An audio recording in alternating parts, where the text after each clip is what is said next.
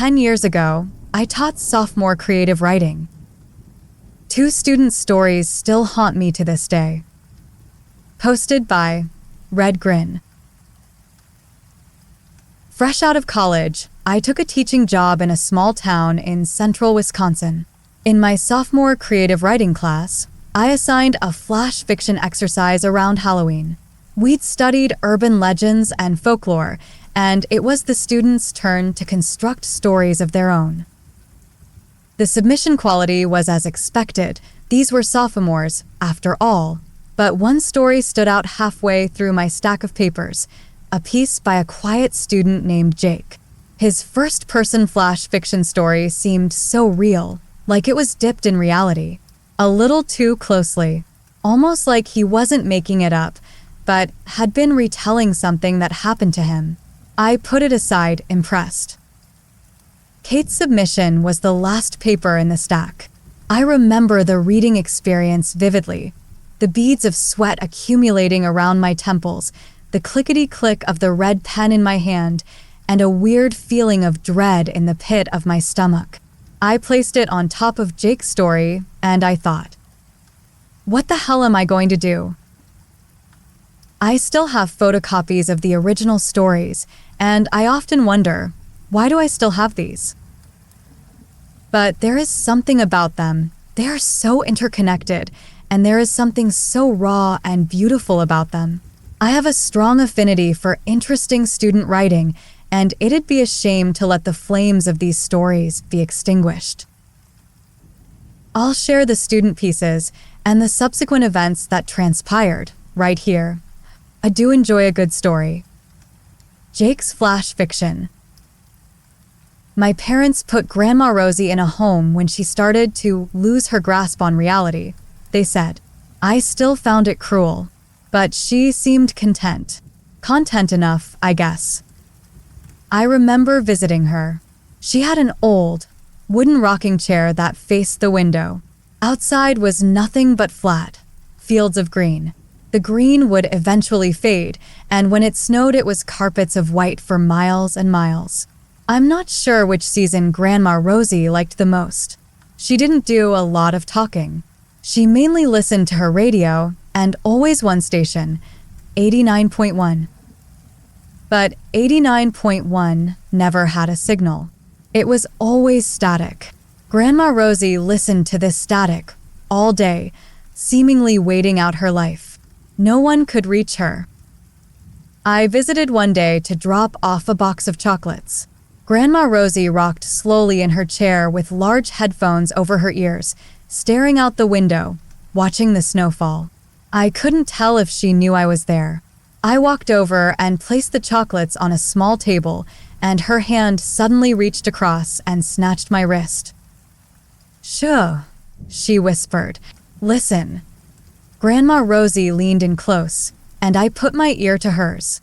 I lifted up the cup of her headphone and listened. There was only static. I was about to speak, but she covered my mouth with her hand. "Listen closer," she said.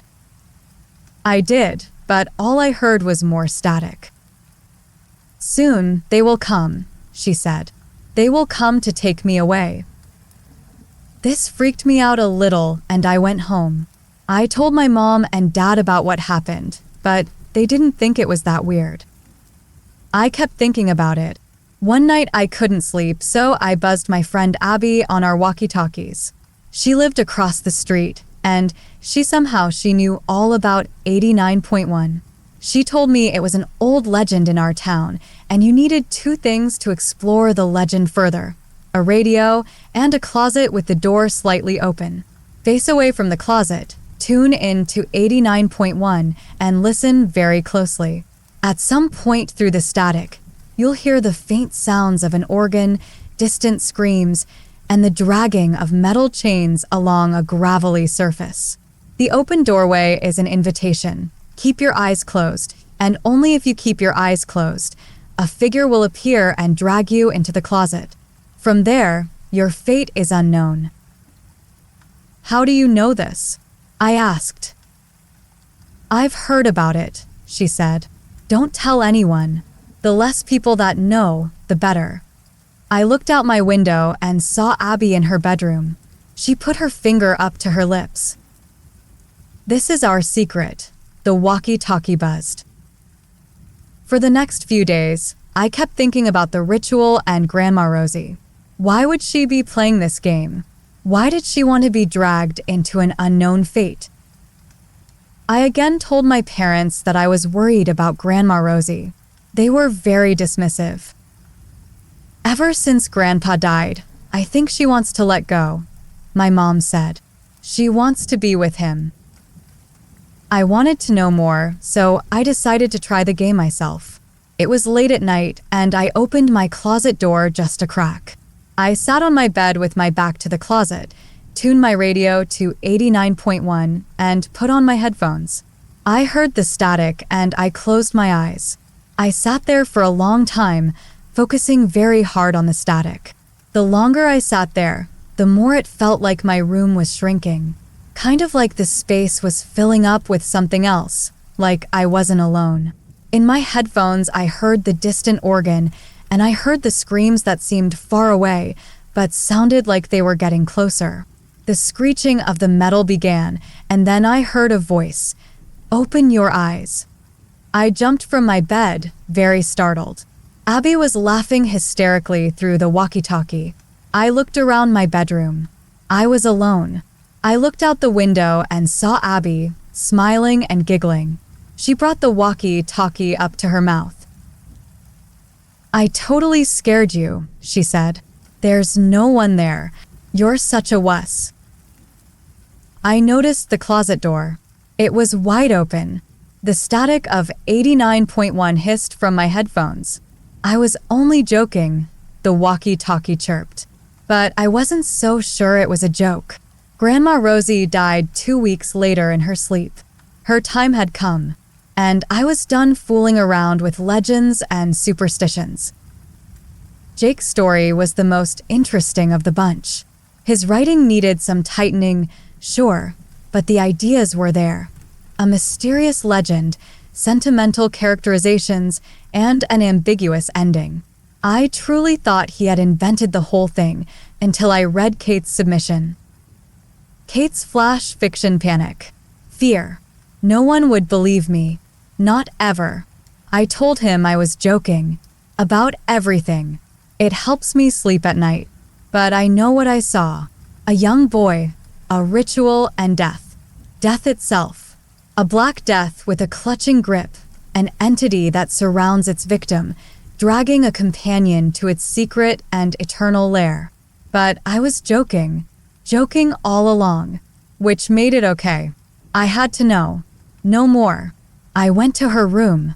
It felt recently vacated, like the plug had just been pulled from a sink. Headphones on the floor. Static. Nothing but static. Noises from the closet. Labored breathing. Fingernails squeaking on the door from the inside. I clutched the handle. Something else. Something dark. Can't open it. Won't open it. Refuse to let it out. I slowly back away. A tiny voice squeaking. "Help me." Static echoing in the small room. Nothing but static. I closed the door on my way out. Won't let it out. Won't tell. Will never tell. My story doesn't exist. It's simply not there. It's nothing but static. Here I had two, seemingly intertwined stories. Jake's more traditional folklore story and Kate's personalized flash fiction, focusing on emotion, regret, and secrets. Perhaps I'd been swimming in urban legends too long, or maybe I'd been the victim of too many horrendous student essays and stories to count, but I couldn't shake the notion. This seems real. A few days after Halloween, I kept Kate after school. I wanted to know more. Specifically, was she the Abby character in Jake's story, and was she confessing to visiting the grandmother in her own piece? I pulled out Kate's flash fiction, and I asked about how she wrote it. What was her inspiration? She shrugged. "I guess it's avant-garde. I was just experimenting with ideas." "Did you like it?" I nodded. "It was an interesting piece," I told her. Have you ever heard of 89.1? Kate asked me. I started to speak, but couldn't. A few words sputtered out, but were interrupted by Kate's laughing. Oh my gosh, Mr. Patrick, the whole thing was just a joke. Kate explained how she and Jake conspired to write multiple viewpoints of the same story, partially as a creative writing exercise, but mainly just to screw with me. The whole thing was made up. It was a Halloween prank. We so got you, Mr. Patrick, Kate laughed. I smiled uncomfortably. It was a good one, and yes, they got me. I told her that I enjoyed her piece. Let's continue developing your avant-garde writing and enjoy your Halloween. But something didn't feel right. I had drinks with a veteran, freshman English instructor, me the first-year teacher in a new town, and he the wily, old mentor. I told him about the assignment and the stories Jake and Kate turned in. He laughed and thought about it a bit more. That just seems off, he said. You said Jake and Kate conspired to play a joke? They were thick as thieves in my class at the start of the school year, but in the fall they stopped talking. Wouldn't even look at each other anymore. Had some sort of falling out. I guess they made up. For the next few weeks, I watched Jake and Kate closely in my class and in the hallways. They didn't speak once. Never even looked at each other. I scheduled a story conference with Jake, and I let him know how much I'd enjoyed his growth as a writer, especially his Halloween flash fiction piece. I grinned and told him that his prank with Kate had totally burned me. Jake smiled awkwardly. We got you, huh? He said. It was Kate's idea. Everything was made up, he claimed. There was no 89.1, and he had no grandmother who passed away in a home. All of the characters and situations were straight, 100% fiction. I told him good job and to keep writing. Still, the situation seemed amiss. Like I was missing part of the act. Was it possible that these two were so committed to screwing with me that they wouldn't even speak at school? Or maybe they were dating and didn't want anyone else to know, so they played it cool in the hallways and in class. They were 15-year-old kids, after all. That seemed reasonable. But it was keeping me awake at night. Nothing else mattered. I taught during the day, and I obsessed over the stories in the evening. News, sports, and current events faded to the background. The real world slipped away. I pushed forward. Armed with a couple of possible last names, thank you, school records, I called senior citizen homes in the area. I was trying to track down my mom's old friend, Rosie, I told them. Each phone call followed the same script. The receptionist went through the files and found nothing. No one there by either last name I had. I scoured the internet, and I spent too much time in the stacks of the local library. I found no folklore or urban legends relating to 89.1, and each time I felt like quitting, I pulled out my photocopy of Kate's story. She had visited Jake's grandmother. It simply felt so real. I knew it wasn't fake. In a last-ditch effort, I spent a lot of time alone in my bedroom, listening to the static of 89.1 with my eyes closed and the door slightly ajar. I'd hone in on the static, and I'd listen deeply and intently for the chimes of the organ, the harsh and troubled screams in the distance, and the clinkety-clink of the metal chains. Sometimes I'd think it was there, and I just had to focus a little harder. And I'd sense a presence in my bedroom about to creep out of my closet, the dark mist waiting to drag me away. I wanted it to come because I wanted this story to be real. But it didn't come. One day at school, I saw Jake and Kate smiling and laughing at Jake's locker. I walked past them, and Kate winked at me. That was the clincher. I finally succumbed to the notion that I'd been had. It was over. I ended my search for 89.1. I had drinks again with my colleague, many drinks, this time, and I drunkenly told him everything I'd been doing. He found my investigation ridiculous, and ultimately dangerous. "You like stories too much," he said. "If I didn't know any better, it's almost like you're trying to write one of your own. Just let it go." I pulled out the photocopied stories from my back pocket and I pressed them down on the bar, staining them with splashes of beer. My colleague picked up Jake's story and he took a look at it for the first time. His eyes skimmed the page and they stopped, cold. "Wait," he said. "You never told me about Abby." I shrugged. "Abby was Kate," I told him. "It was all part of the game." "I wonder," he thought aloud to himself. He laid it out for me. A year ago, about 10 months before I moved into town, an 8th grader named Abby had gone missing, seemingly vanished into thin air. One minute she was alone in her room, and the next minute she was gone. Some suspected that she ran away, but there were no clues. No evidence of foul play. No suspicious or shady family members or neighbors. She was simply gone. I read Kate's piece again. My heart sank. The whole time, I assumed it was about her visiting the grandmother. But maybe I was wrong. Maybe the squeaks and pleas coming from the closet were coming from Abby. Kate never specified who she was visiting or where she was. I read the avant-garde flash fiction one more time, honing in on every word, just to be sure. And at that moment, everything changed. I spoke with the school administration.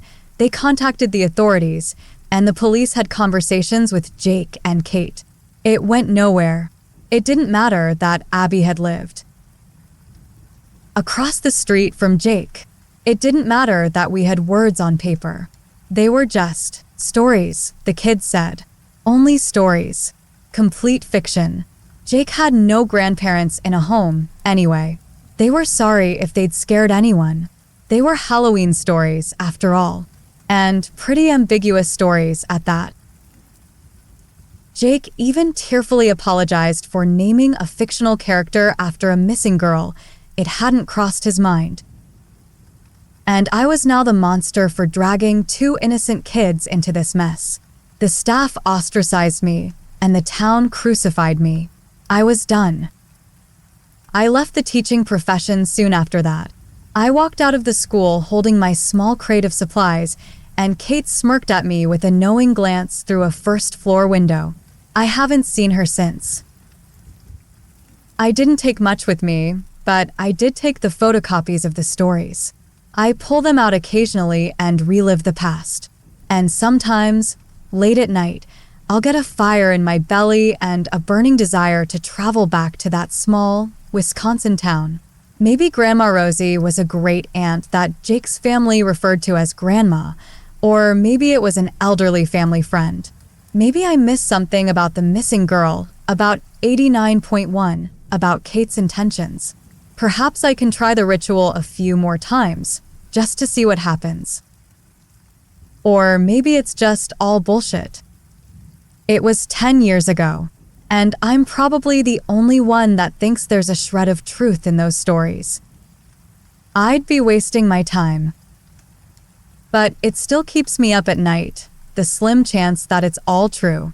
And oftentimes the idea of it is something I contemplate more than what really happened to Abby and the grandmother in the story. If it is true, why did the kids write it all down like that? I don't have a good answer. I'll never have one. I suppose that, just like me, they really just enjoy a good story.